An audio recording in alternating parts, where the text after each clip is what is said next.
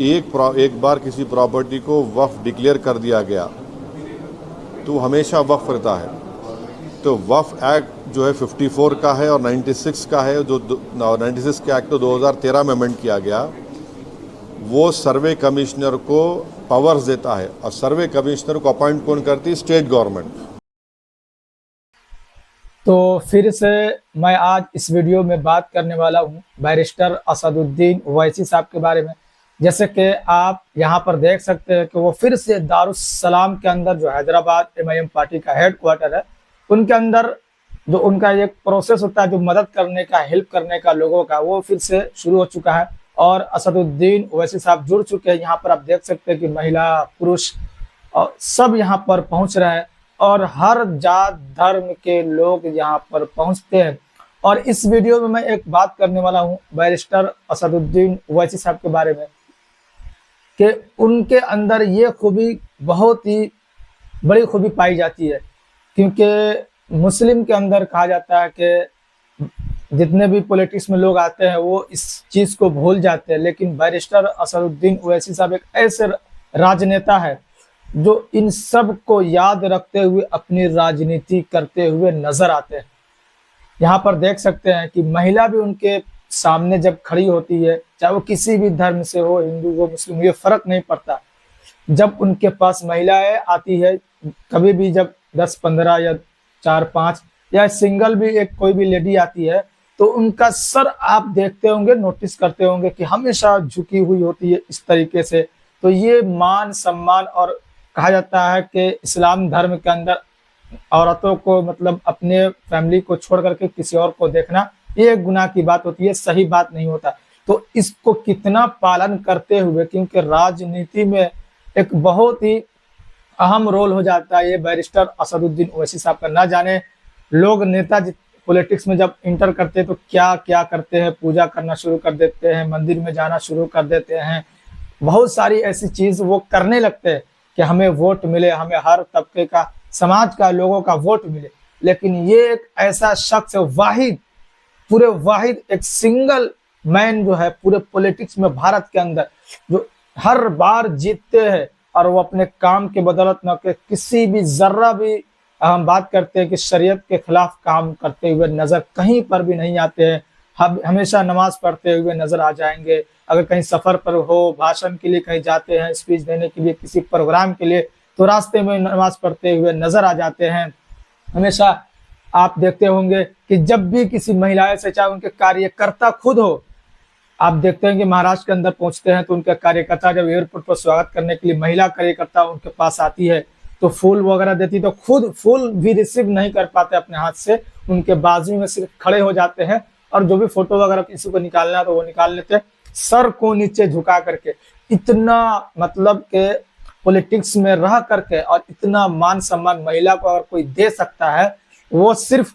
Barrister Asaduddin Owaisi साहब। हाथ मिलाना तो बहुत बहुत दूर की बात है औरतों के लिए, और बैरिस्टर असदुद्दीन ओवैसी साहब से हाथ मिलाना तो ये सपने की बात है, ये सपने में ही सोच सकता है, मतलब ऐसे तो कभी मुमकिन हो नहीं सकता। जो नजर नहीं मिला सकता वो हाथ कैसे मिला सकता है? आपने कभी नहीं देखा होगा कि महिलाओं के साथ उनसे नजरों में नजरें मिलाकर बात करते हुए, एंकर के साथ भी जब इनकी बात होती है, जब वो टीवी पर पहुंचते हैं या आमने सामने जब इनके इंटरव्यू आप देखते होंगे, तो इनका सर झुका हुआ आता है या इनका जो चेहरा अलग, किसी अलग तरीके रुख होता है जब महिला होती है इनके साथ। तो ये बैरिस्टर असदुद्दीन ओवैसी साहब की खूबी है, क्योंकि पॉलिटिक्स के अंदर बहुत ही मायने रखती है ये खूबी। क्योंकि आजकल आपको पता ही कि राजनेता राजनीति में आने के लिए क्या क्या कर गुजरते हैं। अगर हम मुस्लिम धर्म के अंदर की बात करते हैं, इसके अंदर रह करके, क्योंकि मुस्लिम धर्म के अंदर बहुत सारी ऐसी चीजें हैं जो आप नहीं कर सकते, आपके अंदर पाबंदी लगाई जाती है, लेकिन उस सारी पाबंदी को मतलब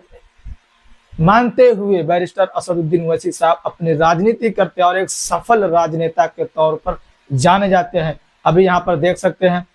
कि किस तरीके से अभी लोग दारुस्सलाम के अंदर मदद के लिए आते हैं। अक्सर आप देखते होंगे महिलाएं जब भी आती है उनका सर झुका हुआ होता है, बात कान से सुनते हैं और फिर जो भी उनकी जरूरत होती है, जो भी उनकी परेशानी होती है, उनको दूर करने की बैरिस्टर असदुद्दीन ओवैसी साहब कोशिश करते हैं। और दूसरी बात यहाँ पर हम करते हैं कि अभी जो कि केंद्र सरकार की तरफ से, एनडीए सरकार की तरफ से एक बिल लाने की कोशिश चल रही है, जो कि वक्फ बोर्ड को लेकर के,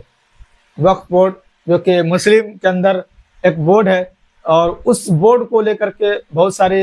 अलग अलग सरकार में इस पे कानून अपने अपने हिसाब से बनाए जाते हैं। लेकिन इस सरकार के अंदर जो एक तरीके से वक्फ बोर्ड को जो है, उनकी जो आज़ादी है, जो वक्फ बोर्ड को जो दी गई थी पिछले सरकारों के द्वारा, उन पे लगाम लगाने की कोशिश की जा रही है, जिसको लेकर के बैरिस्टर असदुद्दीन ओवैसी साहब ने खुल करके इस बिल को अगर लाया जाएगा तो सदन के भीतर भी विरोध करने का काम करेंगे। और आज भी बैरिस्टर असदुद्दीन ओवैसी साहब प्रेस कॉन्फ्रेंस कर करके इस चीज को, जो बिल लाने की जो कोशिश चल रही है संसद के भीतर, तो इन्होंने विरोध करने का काम किया है बैरिस्टर असदुद्दीन ओवैसी साहब। तो ये असदुद्दीन ओवैसी साहब हमेशा जब भी शरीयत के खिलाफ या मुस्लिमों के समाज के लिए, या जैसे बहुत सारी संस्थाएं जो मुस्लिम के अंदर चलती है, जैसे पर्सनल लॉ बोर्ड है, एक बहुत बड़ा संस्था है, प्राइवेट संस्था है। वक्फ बोर्ड जो है, इसके अंदर बहुत सारी प्रॉपर्टी जो है वक्फ बोर्ड के नाम होती है, और वक्फ बोर्ड कहा जाता है कि जो भी जो जमीन वगैरह आते हैं उनको देख रेख करती है। बहुत पहले से ये चलता हुआ आ रहा है, और इसमें सरकार जो इस पर हस्तक्षेप करने वाली है, जो मोदी सरकार जो 3.0 है, तो उसको लेके बैरिस्टर असदुद्दीन ओवैसी साहब ने प्रेस कॉन्फ्रेंस में पूरा खुल करके बताया कि कैसे कैसे वक्फ बोर्ड काम करती है, और ये जो मोदी सरकार, जो एनडीए सरकार इस पे जो बिल लाने वाली है, ये कैसे गलत है, और कैसे मतलब मुसलमानों को किस चारों साइड से घेरने की एक तरीके से कोशिश जो मोदी सरकार, एनडीए सरकार की कोशिश है, उनको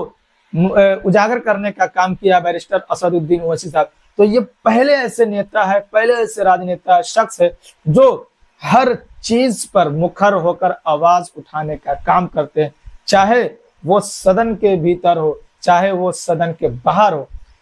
तो जब भी शरीयत के ऊपर प्रहार किया जाता है सरकार की तरफ से या उनके नेताओं की तरफ से कुछ बोला जाता है, तो सबसे पहले प्रेस कॉन्फ्रेंस करते हैं, उनके अपनी प्रतिक्रिया देने का काम करते हैं बैरिस्टर असदुद्दीन ओवैसी साहब। तो ये